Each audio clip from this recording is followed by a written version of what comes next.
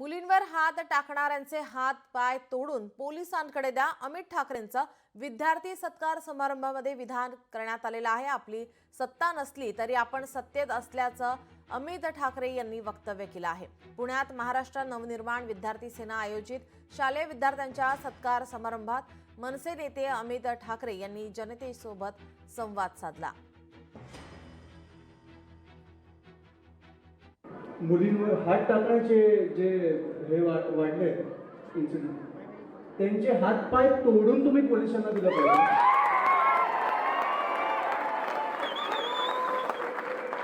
आपण जे छत्रपती शिवाजी महाराजांच्या आपण राज्यात राहतो, त्या मुलांचे हात पाय तोडून आपण पोलिसांकडे दिले पाहिजे। हे राज्य असं नाही की मुलींवर हात टाकू शकतो आपण।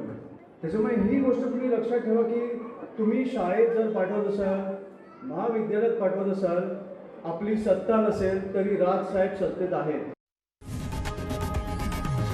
लोकशाही मराठी ऐका, पहा, जागरूक रहा।